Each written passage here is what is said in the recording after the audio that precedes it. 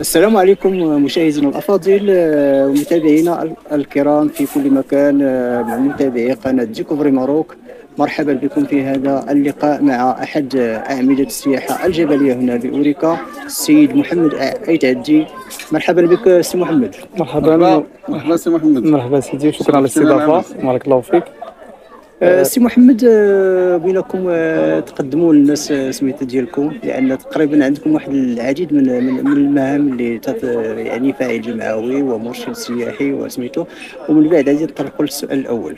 شكرا اولا على الاستضافة، وتنشكر المنبر ديال ديكوفري ماروك. محمد عيتعدي، الكاتب العام لاتحاد جمعيات المجتمع المدني والكاتب العام لجمعية النموذج للسياحة والتنمية جهة مراكش الأسفي. تنشكركم على هذا اللقاء اللي تنتمنى انه نكون ضيف في المستوى اللي غادي يعني نتحدث على المؤهلات والاكراهات والافاق ديال السياحه الجبليه على مستوى حوض اوريكا وكذلك على المستوى الاقليمي. سي محمد، يعني بغينا نعرفوا السائح الاجنبي والسائح المغربي على اهم المناطق السياحيه وبخصوص النقط الجبليه هنا باقليم الحوز. شكرا على السؤال. فيما يخص المؤهلات فحوض كثيرة النقاط هي الحقيقة كثيرة، ولكن سؤال يعني كبير جدا، ولكن غادي نحاولوا نختزل بعض النقاط بعض النقاط الاساسيه. فيما يخص المؤهلات الحمد لله اقليم الحوز فهو حبلى بمجموعه من المؤهلات الطبيعيه والتاريخيه والبشريه. فالنقطة الأولى اللي غنتحدث هي المسألة ديال الجبل، أن أكيد أن حوض أوريكا أو الحوز هو تعتبر من يعني المزار ديال أعلى منطقة في شمال إفريقيا، وتحتوي على تبقال اللي تطرح العلو ديالو أكثر من 4167 متر. الاغلبيه ديال الناس المرتادين ديال او الهواة ديال السياحه الجبليه تيمشيو باش يشوفوا يومين 3 ايام على حسب المجهود العضلي ديالهم وعلى حسب بطبيعه الحال الرغبه الجانحه من اجل التحدي والوصول للقمه. فيما يخص منطقه اوريكا اللي ربما هي مربط الفرس، اوريكا حتى هي هبها الله سبحانه وتعالى مجموعه من المؤهلات. هناك كاين الجبال، كاين الهضاب، كاين واد اوريكا اللي دائما الحمد لله الجرين ديالو دائم، وبطبيعه الحال على جنبات هذا الواد هذا يعني تنبع الحياه، وكاين مجموعه ديال الدواوين التي يعني تزخر بها المنطقه، وكل دوار عنده لا سبيسياليتي ديالو. كنلقاو الفخار، كنلقاو وما زالت محافظه على النمط التقليدي، يعني فيما يخص البناء وفيما يخص اكيد هناك بعض المناطق اللي بقت تقاوم بهذا المفهوم هذا. نعم.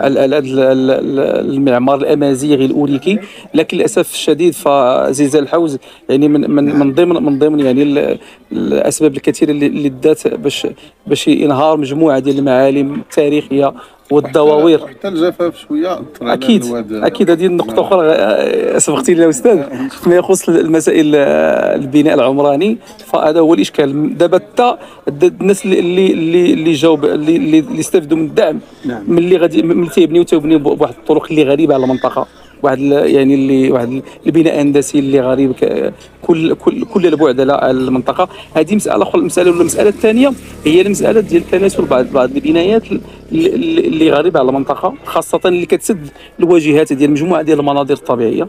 مثلا في المنطقه ديال اوريكا جهه الواد مثلا، السائح الاجنبي تيمشيو تينعم دوك المناظر، تيشوف الواد وتيشوف المناظر ولكن دابا ملي تناسلت دوك سميتو يعني تحجب هذه الرؤيه ديال سميتو. اضافه كما قال الاستاذ، هناك العامل القوي وعامل الجفاف اللي اثر بشكل كبير على الغطاء النباتي اللي متواجد بطبيعه الحال في المنطقه، خاصه تنظر لان بطبيعه الحال بين ضفتي الواد هناك غابات متراميه الاطراف. هذه الغابات هذا اكيد انها تعتمد على السقي ديالها بطبيعه الحال الامطار، تاثرت كثيرا، وصبحنا تنشوفوا بطبيعه الحال بسبب الجفاف. صبحنا كنشوفوا ان مجموعه ديال الاشجار يعني يابسه الان، ومجموعه ديال الغطاء النباتي اصبح يعني يندثر بفعل هذا الجفاف هذا. نرجع غير واحد التدخل صغير بالنسبه كي ذكرتي تناسل البنايات. دابا اوريكا كاينه بحال قلتي بين نارين. الاول هو انه توفير مثلا ليالي المبيت، والنار الثانيه هي الاشكال الهندسيه والبنايات. هذا هو الاشكال. حيت دابا السائح وربما حتى السياحه الوطنيه كتعاني من هذا سميتو، انه حنا عندنا دابا واحد الثقافه ديال اوريكا معروفه لا جورني، تمشي سميتو وترجع. دونك خص يكونوا واحد المجموعه من الفاعلين المتداخلين، منهم الجماعه الترابيه، منهم الولايه، منهم هذا، باش انه تحاول توفق ما بين انه البنايات يكونوا ذات هندسه وهذا وما تحجبش هذا، وفي نفس الوقت تحاول تشجع وربما توفر الليالي، توفر عدد من المآوي وربما دوك شي لابيتون هذا، باش انه تحاول تشجع. حيت انا امونافي اوريكا يعني صافي 10 ولا اكثر معروفه بهذا لا جورني. حتى بالنسبه لوكالات الاصفار وداك الشيء كيديروا جورني، تلقى مسمينها جورني اوريكا. وهذا الفكره هذه خص تحاول مثلا هذا اللقاء تنوجهوا سميتو المعنيين بالامر باش نحاولوا اننا نحيدوا هذه الفكره هذه ديال انه اوريكا ربما يكون جورني يبات بنادم تما يتمتع بالفطور مع الصباح بلوفي سولاي. لوفي سولاي ما نبقاش نهضروا عليه غير في الصحراء، فهمتيني؟ حتى لوفي سولاي في الطبيعه راه شي حاجه انكرويابل. وكاضافه سي محمد، خصوصا وان المغرب مقبل على تظاهرتين رياضيتين عالمية. نعم يعني سوف نستقبل عدد كبير من الزوار. يعني هذا هو الدور ديال المرشد الجبلي بالاضافه لوكاله الاسفار. انا كنشكرك على الاضافه وعلى هذا السؤال يعني اللي شيق. فيما يخص هذه النقطه هذه، صحيح ان ملي تنهضروا على اوريكا تنهضروا على حوض اوريكا فيه 3 ديال الجماعات، جماعه اوريكا وجماعه ستيفالما وجماعه اوكيملن. جماعه اوريكا فقط هي واحد الممر عادي، ما كاينش لا حتى ذاك النهار ما كاينش الكونتينيتي ما كاينش نيش يعني ممر لجهه ستيفالما كذلك فيه لا جورني اكسكورسيون ديال لافي ديال اوريكا تيوصل مع 12 تيتغدى تيرجع في حاله. نعم هذا هو. كيفاش نجعلوا من هذه المنطقه هذه، من هذا الحوض هذا، من هذا الاكسكورسيون باش تنهضروا الى واحد الوجهه متكامله سياحيه متكامله الاطراف، عن طريق ماذا؟ اولا كاين تشجيع ديال الشباب من اجل فتح مآوي سياحيه. نعم الشباب عندنا هو النداء اللي كنوجهوا حنا لمجموعه من الفاعلين، منهم التنميه البشريه باش تحاول سميتو اللي دابا سميتها لاداس، باش تحاول تشجع الشباب من خلال القروض، من خلال هذا هو الاشي هذا. هذه مساله الاولى. المساله الثانيه هو الاستثمار في العنصر البشري. عندنا مجموعه ديال المرشدين السياحيين الغير رسميين وعندهم تجربه ميدانيه كفيله انها يمكن المغرب ويمكن بلادهم احسن بكثير، لان كتعرفوا بان اكثر من 400 سياره سياحيه تجوب هذه المنطقه يوميا. يعني هذا الكم الهائل مقارنه مع هاد المرشدين السياحيين اللي عندهم تجربه وغير مؤهلين كذلك. يجب كذلك الدوله ان تنظر بعين العقل. هذا نداء ايضا، هذا نداء كذلك من اجل بطبيعه الحال اعطائهم الرسميه والتعطاء اللي هم هذا نداء ايضا المتداخل المعني بالامر اللي هي المندوبيه ديال السياحه ووزاره السياحه صاحب بالخصوص. حنا في طبيعه الحال في الجمعيه النموذجيه ديال السياحه قمنا مجموعه باعتبار الكاتب العام ديالها، عندنا مجموعه ديال اللقاءات مع المستوى الوزاره، ودرنا مع السيد المندوب مشكور من هذا المنبر ديالكم، لان استقبلنا اكثر من مره وعبر على الرغبه ديالو انه من تغيير هذا الواقع هذا الى احسن. لذلك حنا دابا لان في الجمعيه كاين مجموعه ديال الناس عندهم تجربه ميدانيه ودوزوا 2 مباريات، مباراه ديال 2018 ومباراه ديال 2023، ولكن ما تمش الاختيار ديالهم. اصبحت الان السوق ديال المرشدين السياحيين كنشوفوا بان مجموعه ديال يعني يلجوها ما يلجوها بلا ما ندخلوا في هذه النقطه. يعني كاينين الناس اللي صراحه ما تيشرفوا الصراحه هذه النادي باش حنا يعني كل من نشوفوا هذا هو اللي سميتو. حنا ما ليس ما عندناش مشكل معهم، ولكن الله يسهل لهم. ولكن حتى الناس اللي عندهم تجربه ميدانيه، وكاين مجموعه ديال وكاله الاصفار والرياضات وكذلك المرشد الاجنبي تيضع الثقه في هذا المرشد هذا الثقه المرشد غير الرسمي باش يقود هذه السفينه. وحنا معاه كما قال السي عبد العزيز. اكيد ان المغرب بفضل توجهات الملكيه الساميه ديال سيدنا الله ينصرو افتح مجموعه ديال الاوراج، سواء المستوى الدبلوماسي على المستوى الرياضي. الان غادي نشاهدوا كاس العالم ان شاء الله 2030 وما خصش حتى في اطار تنزيل لا مركزيه وهذا ما خصش يكون القطاع حكر على مثلا واحد المؤسسه هي اللي تعطي هذاك الترخيص. ربما خلق واحد رخص ثقه تابعه مثلا القياده ولا الجماعه ولا بحال هكا، باش ما نستوبيوش، ما نتسناوش الديليغاسيون دير كلشي ونتسناو الوزاره دير كلشي. يكون واحد سميتو هذا نداء، حيت راه عرفتي دابا السي عبد العزيز الخط التحريري ديالنا هو نبينوا ما هو اللي مزيان اكثر ما هو اللي حيت هذا هو دابا اللي كنعانيو حنا منه الان، هو هذه النوعيه ديال الاعلام.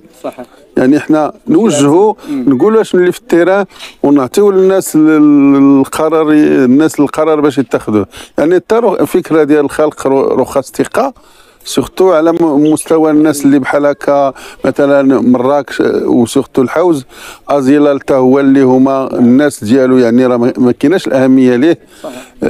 يعني رخص ثقه بحال اللي في الولايه ديال التاكسيات، قياده بالتنسيق مع الولايه تنكونوا تنعرفوك انت عندك تجربه كذا هاك مارس، ونديروا معك واحد المده ومن بعد واحد الامتحان ولا واحد شي حاجه وديك الساعه سميتو في نفس الاتجاه استاذ. هنا في الامتحان الاخير اللي كان على المستوى الجهوي، تصور الناس عندهم اكثر من 17 عام تجربه ميدانيه، ويقاس هذه الكفاءه هذه ب 3 كيلومتر ديال الجري.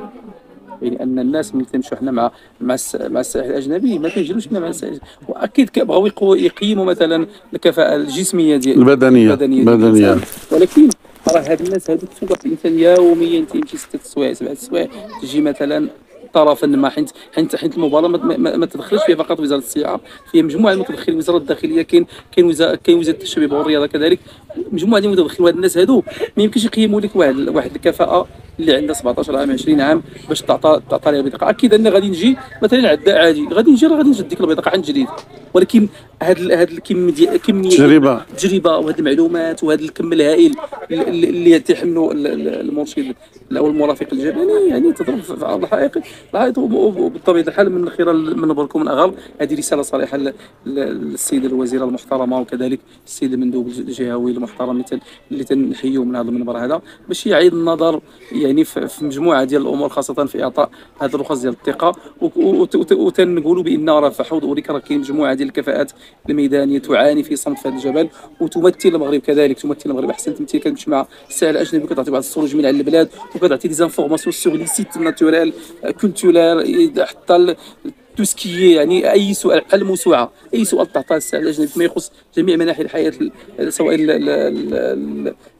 المرتبطه بما هو طبيعي ما هو تاريخي، يعني يسال. ولكن في الاخر تلقى راسو انه ما عندوش ديك الشاره، وكيلقى راسو كذلك يصطدم في احيان كثيره مع السلطه المحليه ومع الدرك حول ديك الشاره. اذا الا ما عندكش ديك الشاره، اذا انت تمارس هذه المهنه بطريقه غير شرعيه غير قانونيه. نعم.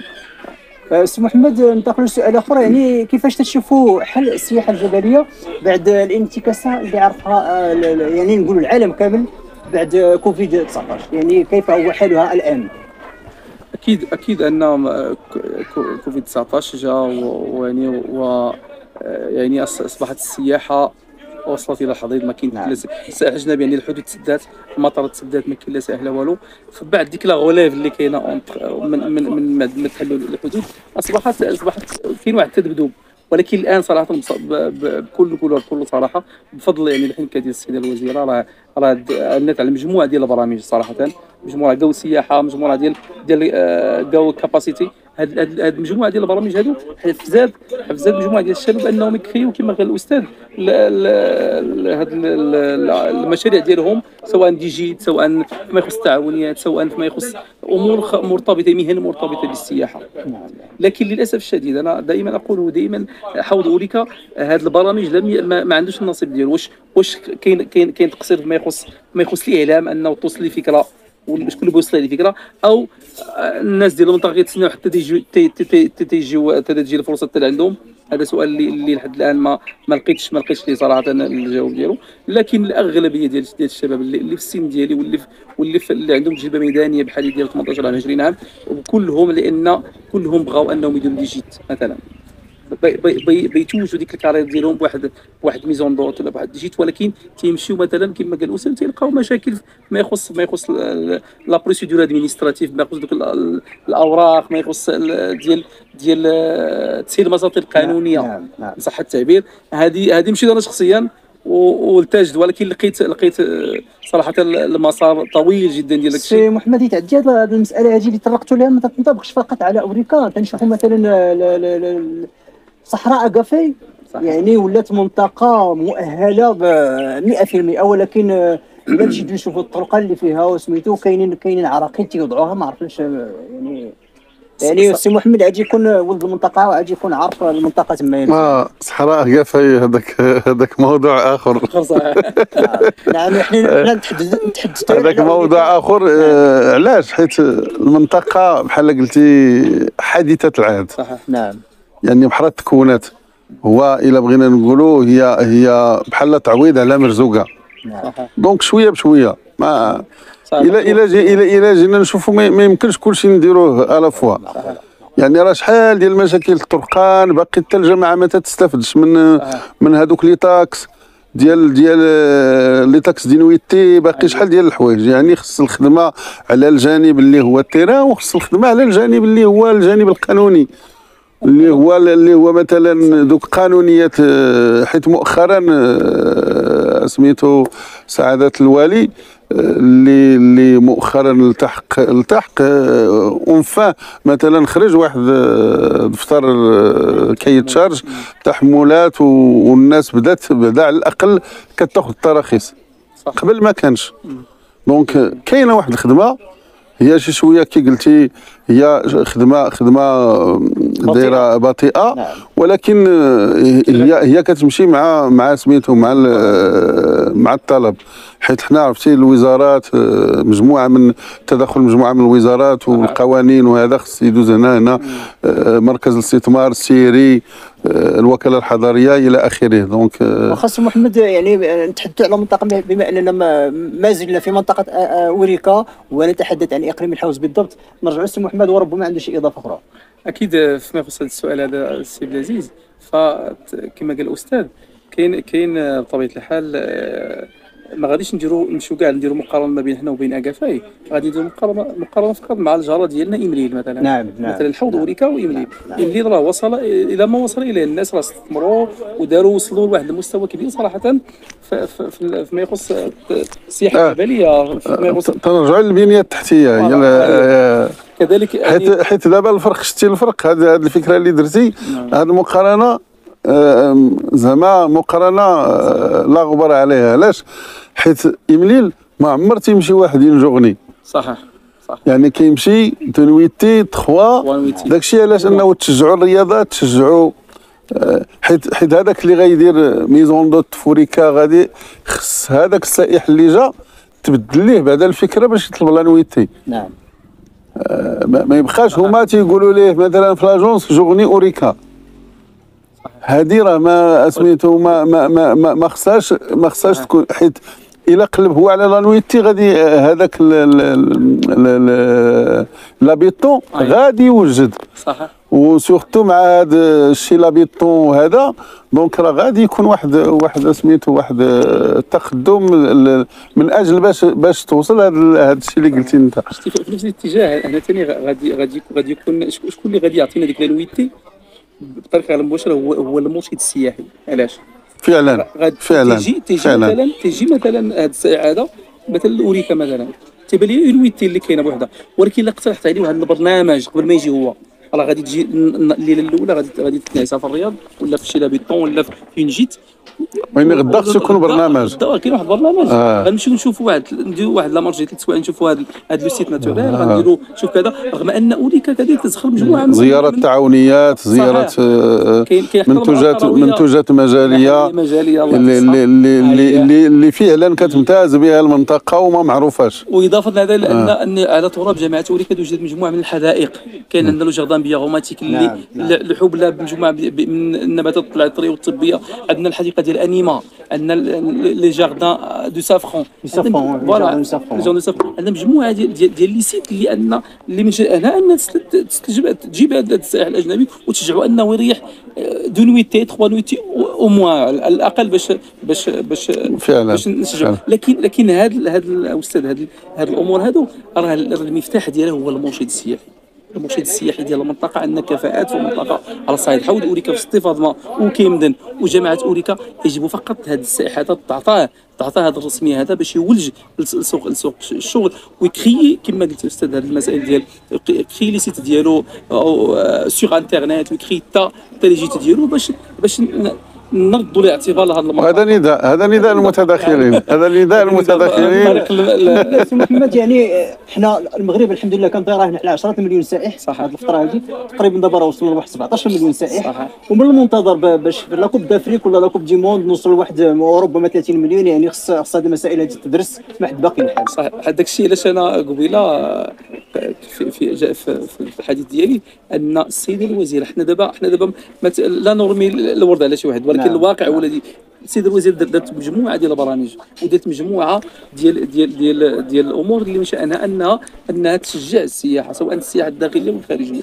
هاد البرامج هادو هي الثمره ديال هذا الشيء اللي قلتي ديال 17 مليون، الثمره ديال مجموعه ديال التعاونيات كما قال الاستاذ، الثمره ديال مجموعه ديال الامور اللي من شانها انها تعطي الرونق وترد الاعتبار لبلادنا المغرب ديالنا. عاد نهضروا على منطقه الحوز او اقليم الحوز فقط. وحاجه اخرى، حنا في الحوز مثلا في الحوز ما عندناش المديريه الاقليميه ديال السياحه، ما كايناش مدير. اذا كيف ندبر هذا القطاع هذا في غياب كاين مجلس اقليمي، كاين مجلس اقليمي للسياحه، ولكن مجلس اقليمي للسياحه ما عرفناش فين حنا في اوريكا باش نكونوا واضعين مع احتراماتي لمكونات المجلس، ولكن في حوض اوريكا ما دار حتى شي حاجه.